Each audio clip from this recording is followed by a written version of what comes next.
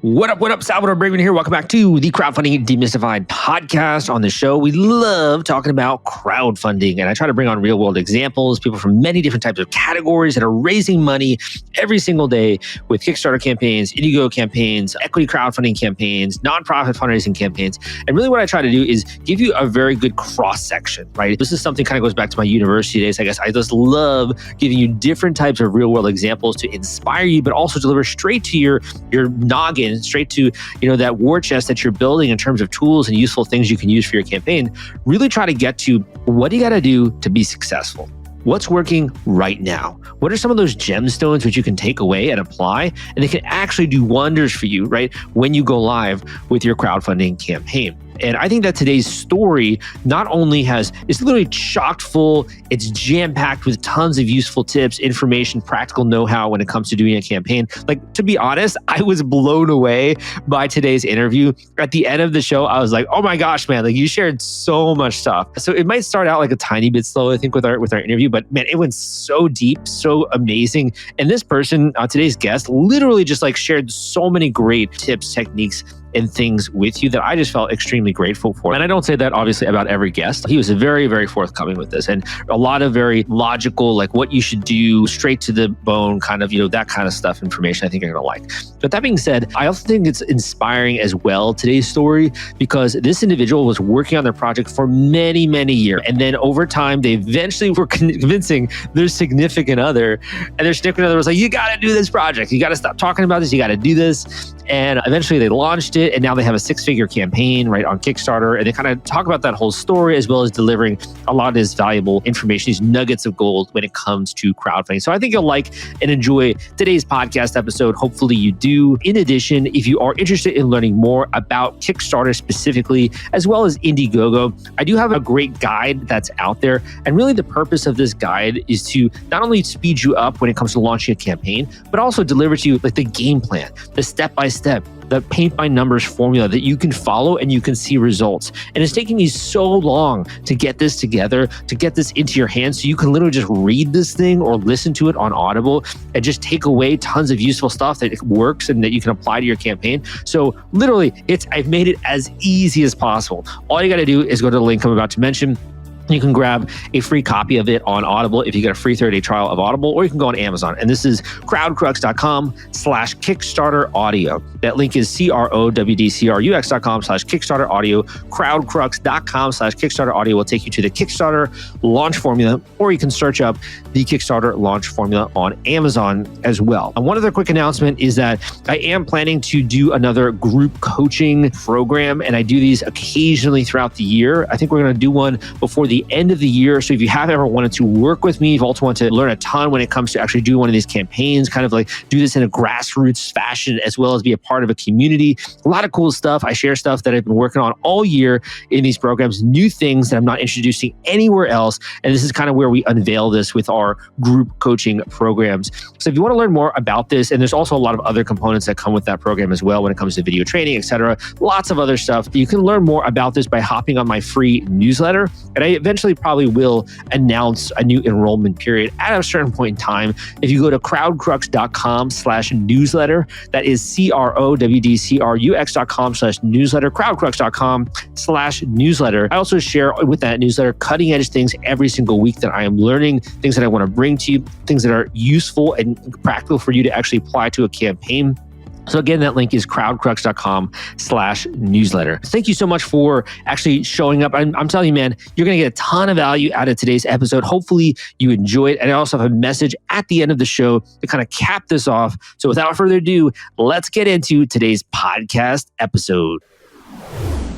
If you're worried about the fulfillment and shipping part of your Kickstarter campaign when it comes to getting out all those perks and rewards to your backers, rest assured, I've put together a complete Kickstarter fulfillment and shipping checklist for you, and it's free. This is sponsored by the folks at Fulfillrite, and they thought that you should have this checklist as part of your arsenal going into a crowdfunding campaign. If you want to get instant access to this checklist and it's free, you can go to fulfillrite.com/checklist. Again, that is fulfillrite.com/checklist. fulfillrite.com/checklist. Just go to that link and you can download it immediately. Hey guys, welcome back to the Crowdfunding Demystified podcast. Today we have a six-figure Kickstarter campaigner on the show who's already attracted 1,000 backers for their campaign that still has 13 days to go. We are talking about Silvercoin, Age of Monster Hunters, and we are lucky enough to have Lan here on the show. Lan, welcome to the podcast. Hi, nice to meet you, Salvador. Great to connect. First of all, maybe we could start with you just describing a bit about your project to the listeners. What are you doing? Can you describe just a tiny bit for them? Yeah, sure. So basically, our project, I guess, in Kickstarter terms, would fall under the gaming category, further on under the tabletop gaming category. So it's a board game, and it's a bigger board game. It's actually you playing as monster hunters, typical fantasy stuff, going around slaying monsters. Kingdoms are giving you missions. You're trying to do it for the coins, not to be heroes and stuff like that. And in terms of your gaming, have you created a board game before? I mean, yeah, but not professionally, if that makes sense. So yeah, I was creating board games since I was little, creating a bunch of stuff actually. But in terms of have I ever done a project? No, this is my first project actually. So first time. And where did you get the inspiration then for this first game that you're putting out there for the world? Where did you get your inspiration? Well, I mean, there was tons, but mostly it was inspired actually by The Witcher. People know Witcher from the either TV series or the books and so on. And actually I approached let's say 7 years ago on CD Projekt Red, which is the company that made a PC game for The Witcher. I approached them, wanted to create a board game for them, and I actually was in talks with them, but then basically they were already doing a project with a Polish designer and a bigger publishing firm. So looking back now, it all makes perfectly sense that they were like, oh, if we will need you or if the designer will need you, he will give you a call. But basically nothing came out of it. And then later on, basically a friend of mine, one day when I was having a board game night, he would basically saw this prototype. He was like, oh, what is this? And he wanted to play it. He tried it, he loved it, and then he said, let's make a game. And I already explained to him, look, I already tried something, like I contacted CD Projekt Red, and he was like, no, let's make our own IP, our own world, and so something like that. And basically 4 or 5 years, almost 5 years now, basically we started doing this every single day. So it's like 5 years of time before we actually went and launched on Kickstarter. And during that time, were you thinking of the gameplay and the artwork, or where was most of your thinking going throughout that time? Well, let's say it like this. At the start, especially for tabletop, I guess, category, what you need to decide for yourself is, do you want to be a designer or do you want to be a publisher? These are two different routes to take. And if you want to be a designer, then basically you're just thinking about designing a game, finding a publisher, and trying to go through that route, right? But this route also has other problems, one of which is the gatekeepers. So basically people who are kind of, between you and the end customer, to speak in marketing terms or whatever. But basically, if you want to be a publisher, then of course you can try to launch a product directly through Kickstarter and so on to the customer. However, you do have to realize that you're not going to be just designing the game. Then you will also be thinking about all those little things, about finding the team, finding the artists, the graphical designers, the marketing help if you need it. You will have to deal with logistics. You will have to deal with all those little things that basically people do not maybe realize before they are launching their own project, depending on the type of the project, of course. But so that's the first thing that you have to basically try to do. Also, by my daytime profession, I'm a lean management guy. So I like optimizing stuff, optimizing processes and stuff like that. So you immediately have to set up a path of like, what is the course of how I want to do this? Like, what is the most practical way to actually do it? One of the things that people sometimes forget when they have this great idea or whatever is actually just, walking the path. Sometimes they are doing maybe too much planning than too little walking. And so you just have to start walking towards the goal. And because it's like this, there can be two people.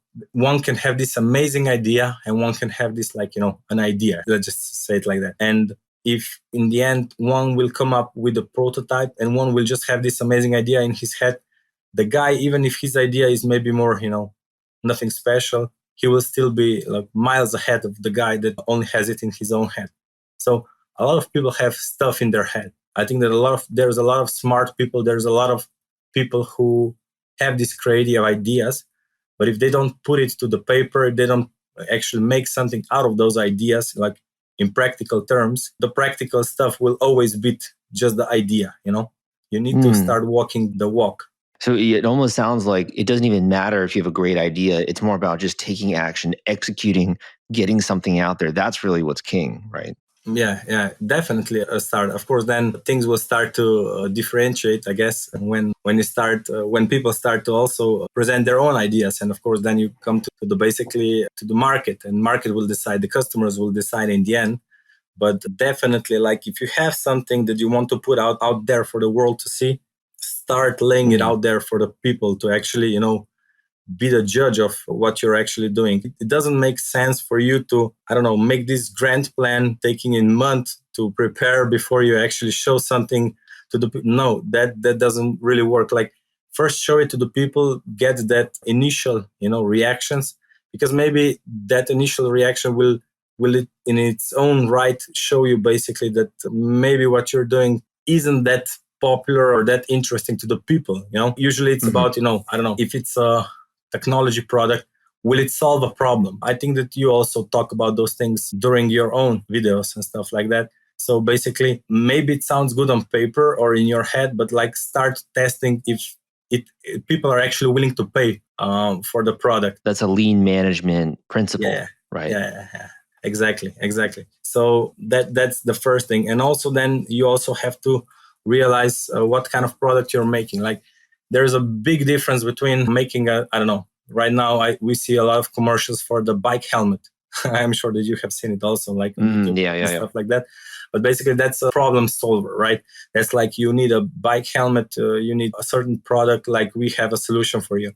But in terms of board gaming, it is kind of like that, but it's not like that because hobby is not a utility. It's different ways. And also board gaming actually is the biggest contributors in terms of funding in Kickstarter. So like 25% of all the funding or something like that comes from tabletop gaming.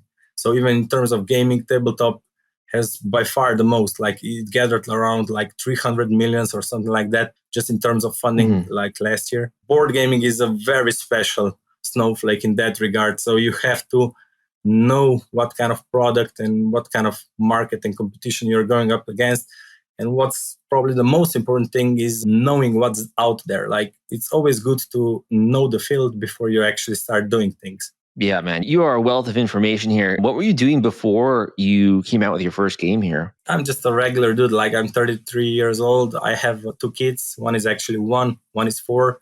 So before I even started doing this project, the first thing I actually did was approach my girlfriend and said, basically, look, I want to do this. It's my passion. I didn't, start doing it, because I actually said like, oh, I will make a living out of it. I think that would be a wrong approach. You need to have, especially for the bigger things, you need to have that devotion and passion because there will be ups and downs. So it was very important for me to first talk with the loved ones, with the people that are going to be affected by it, because I know myself. And she said like, yeah, maybe she was naive.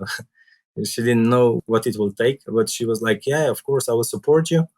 And then as the project grew, as things were happening, and I would occasionally check up with her and ask if she's still okay, it reached the point when she was like, you better finish now or I kill you.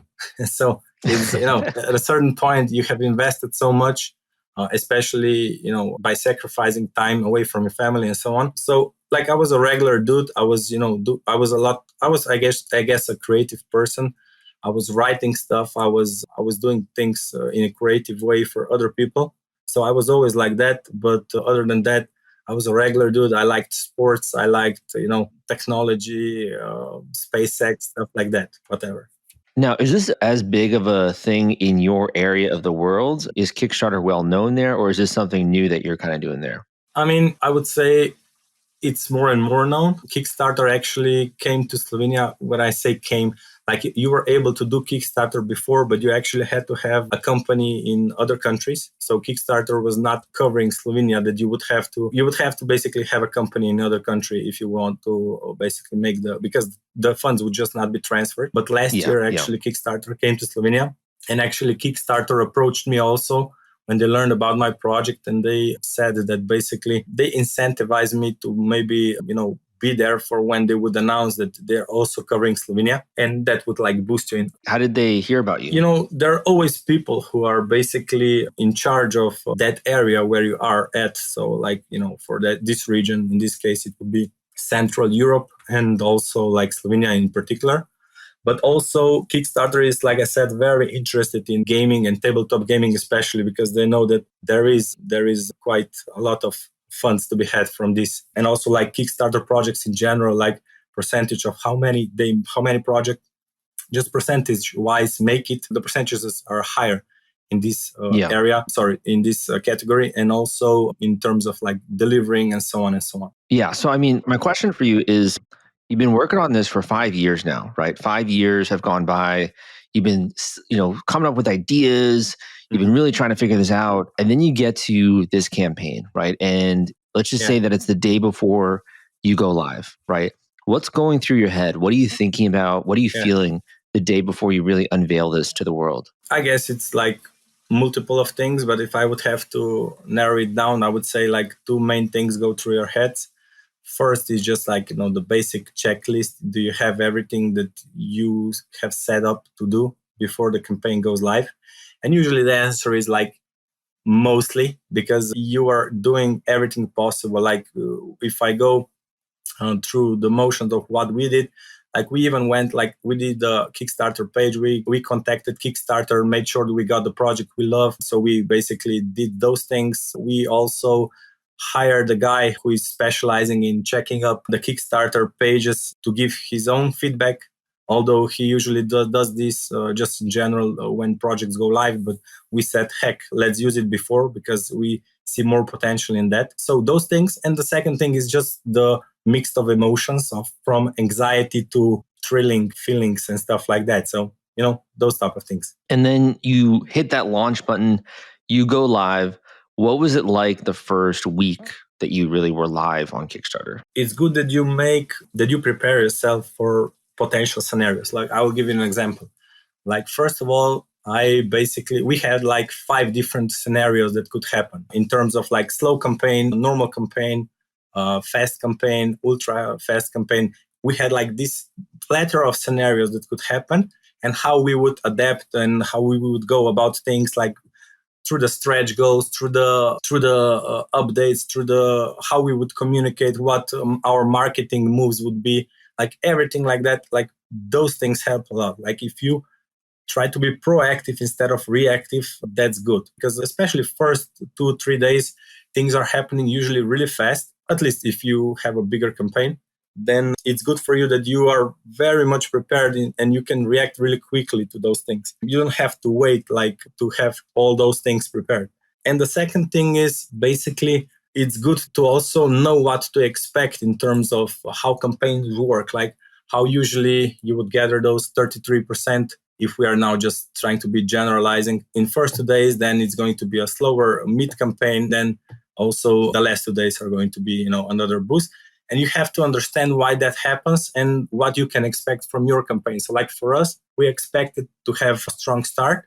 And then we expected to go through this slow-mo in the middle. And then in the last 2 days, again, get another boost and so on and so forth. So those things help a lot. So for you, when you went live, what was your first week like? Like how did you end up getting in terms of your number of backers or like funding? What was your first week like? The first week was basically us utilizing every possible ignition to get the biggest possible fire going at the start, which is normal. So you have the followers following you on Kickstarter. You know the typical conversion rates for those. Then you have your email list, the sacred email list that everyone is talking about, which is the backbone of your campaign. Then you have all the review copies and stuff like that sent to the influencers. And you have to time those things right. And then you have to also schedule, how they come up in the first few days of the Kickstarter campaign. And then also the forums and stuff like that. So all of those things were at the start.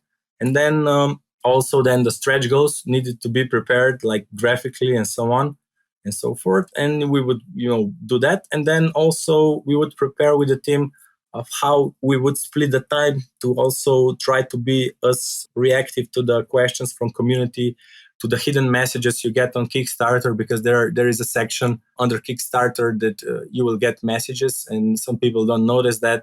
It's good to also have that, to also message some of the backers just in general, to thank them for basically backing and so on. And also checking all those different platforms like forums, YouTube videos, just in general, Google, where you are mentioned, try to react on those, and so on forth. From what I understand, you pretty much got to like the 60K mark right on your first day. Is that right? Yeah, 64K on the first day. And we reached our goal of 20,000 in 48 minutes. Correct. 48 minutes. Why so long, man? Just kidding. That's awesome, dude. Congratulations. Thank you. But like I said, if you know how things usually work, you can predict those things. Like, you know, the conversion rates from emails, you know, the conversion rates from followers.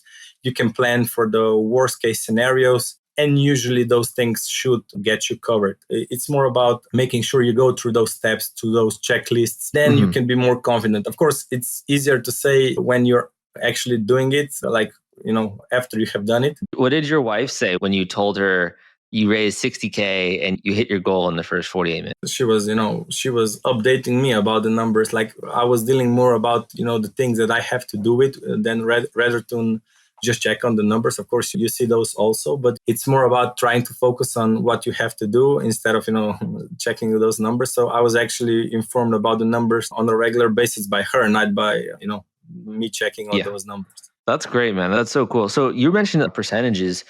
For you, what do you think, for at least in this category, ballpark, people can expect in terms of a conversion rate with those activities? So in terms of emails, we know that it's like 2 to 5% usually convert to backers. But in board gaming category, that goes a few percentages higher on average, just generally speaking, of course. Also, same with the followers from the Kickstarter page, pre-Kickstarter page, pre-launch page. Those are usually like between 10 and 15%. But again, with the board gaming category, you can plan for a bit more. And other than that, I guess other than that is basically just, a bunch of stuff that you can expect. Like, if you do your job well, like, Kickstarter will not make anything for you just like from thin air. But if you do your job well, then you can also expect some numbers from Kickstarter. Like, for example, 30+% of the backers Kickstarter will bring to you if you do your job as you should. In gaming category, those numbers could go 50% plus on average if you do your job well. So those are, I'm just throwing numbers around, but just to give you some estimates of what you can expect. And usually what I would suggest also for the other project creators, before you go live, just track other projects, like, track what is similar to your projects. Check their followers, check how fast they're gaining followers, check once they go live, how those things are converting. So you can already be checking, like, okay, this project had like 700 followers. Like, first day, they got like, 50 backers. Okay, cool. This next project had like 2,000 followers. So you cannot exactly, do it like that just to be exact, but you can get some sense of what is going on and how things are going just in general. If you are just watching people and try to see, like, for example, that Tuesday is a good day to launch by looking what others are doing, by looking at statistics and stuff like that. That doesn't mean that that is necessarily going to be the same for you, especially if you have the same product that someone else will have on the same day. But those are the things, or try to go live when Eastern USA starts to wake up. Then the Western USA is going to start to wake up. Then, the Europe will start to come off work in the afternoon. So those are like, the little things that can help. They're not going to make or break the project, but all of those things you can try to anticipate. What did this mean for you, having spent this time really creating something, and this is your baby, and you get it out there, and so many people are resonating with this now? What did it really mean for you to see and experience the success so far? This is a good question, especially because the type of a person I am. I would say that I would actually think about those things after we are actually, funded, like fully, like, when the last day comes across the finish line. That's, I guess, when I can actually look back, because until that point, for me, it's like I have zero backers. Like, I basically am doing my best to make sure that... So humble. Yeah, that's so humble, man. Yeah. Trying to be humble and basically on the ground. and making sure that I basically try to convey that message to the backers that I really believe in this project, that we believe in this project, and that I convince them that this is a good product and that they basically then figure that out for themselves. Just to put this into perspective for those that are listening, right now, Silvercoin has over 1,000 backers, right? You have more than 1,300 comments on this project. Yeah. So you've been able to definitely make some waves here with this project. And I think that says a lot that you're, focused, nose to the grindstone. You're not even thinking about that, right? You're just really focused on delivering something great. Something like that, yeah. Something like that. It's good in theory, but then in practice is actually harder. You will see, and each project is a bit specific. But like I said, you can learn a lot by watching other projects. Like for example, I'm a backer of 60 projects on Kickstarter. Out of those, like 55 or something like that are from the board gaming. And other than that, I'm of course monitoring other campaigns for years. And you learn, the toxicity of, backers. You see how to deal with comments, how to deal with people. You also, a good preparation is if you are engaging with community beforehand, building community. You will learn a lot, like, just in terms of how to manage those situations, how to give good feedback, how to try to negate any kind of negativity and stuff. Would you consider yourself a business person, an entrepreneur, a creator, an artist? How do you really consider yourself? Probably a mix of everything. Like if I was not either of those, I probably would not be making this. Like if we are honest, you have to be entrepreneurs to basically try to do a project like this. And you also need to have some sense of, creativity and stuff like that to be doing this also. So I guess both of those. And has anything surprised you as you've gone through this process? Did anything surprise you in the way of what they took action on, the rewards they backed, what worked well? Did anything surprise you so far? I guess, a lot of things surprises you in the end. Like for example, we had like 3 pledges. We wanted to make it simple. Like, again, returning back to the lean management, optimizing stuff, like don't get your backers confused. Have one pledge for the later on for the pledge manager, have one base pledge. And then your main pledge that you're trying to aim for, to try to funnel for, is the bigger pledge, right? But for us, like it's not just, to make more money and stuff like that, to make the product valid, because the product has add-ons and stuff like that. And if you don't have what I'm talking about, the Lux pledge, the all-in pledge, the thing is that if there are not enough people backing those, then you will have problem manufacturing those because you will not have big enough quantities. So you need to incentivize those, like by discounts, by making it, worthy for the people to go there. And those things work well. Like we have currently, I think like 200 plus people on €1 pledge, dollar pledge, 200 plus on the base pledge, and like almost 600 on the all-in. So those things worked well and so on.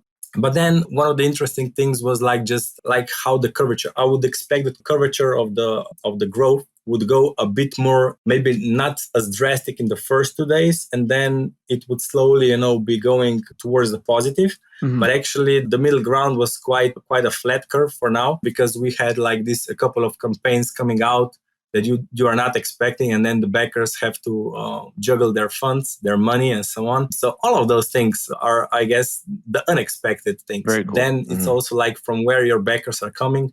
Like we were signing a licensing deal with the French, so we have our game in French language. So that was not expected, and we were contacted about it immediately after the launch, and we signed it. And now all of a sudden, a lot of French backers are going to start hopping on board, and there will be more people from France and Canada and so on that I would expect. So those type of things that, or even this podcast, you invited me to this podcast, I was not expecting that, for example, and so on.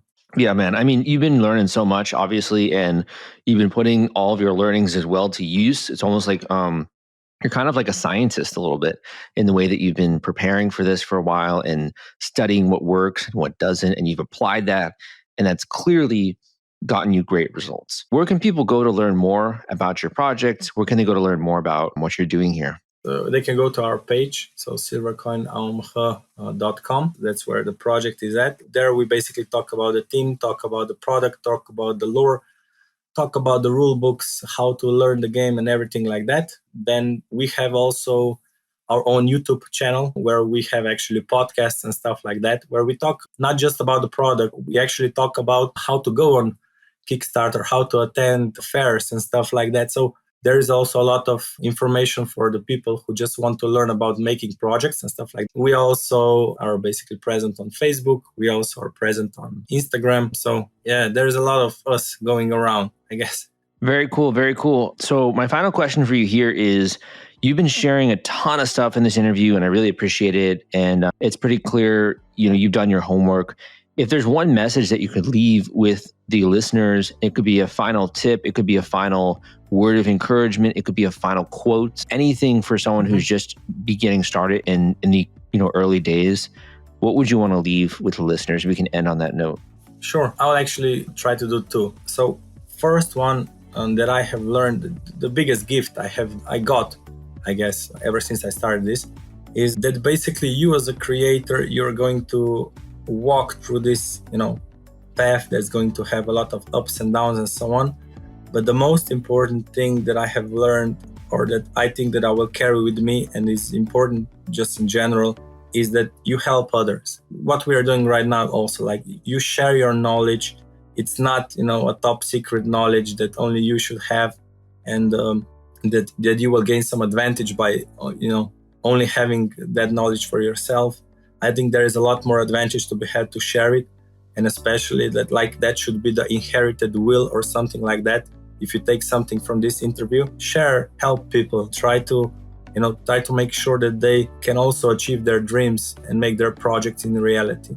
And I think that those things will come around also for you in the end, especially on a personal level. And I think that that's very important, that you're satisfied with your project, even before you go live, like that you're satisfied with the work you have done, and no matter how it ends, that you feel proud of what you have done. Because it's not easy actually to go, at least on a serious level, on a crowdfunding and do all of this. So that's the first message.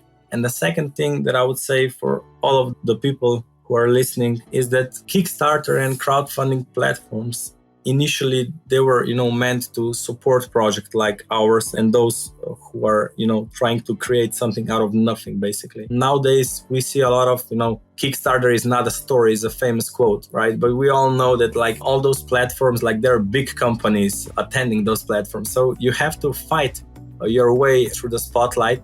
And I would just, say, I know that this is maybe strange in this day and era, but try to really look at the projects and see who has put their heart into it. Even if it's a multi-million-dollar company, if they have put their heart into the product, support them and so on. But those things are really important in the end, I think, for what you're going to get in return. Like I have learned from all the projects that I have basically backed, and they were mostly done by professionals, not like amateurs doing it first time. But it really shows who put their heart and soul into the product. And this is, I guess, for the backers of those products. Like, just take a look at the creators and what they have done. And if they have put their passion into it, you will in the end get your, bang for the buck, something like that. Well said. Well said. Thank you so much for coming on the podcast. Really appreciate it.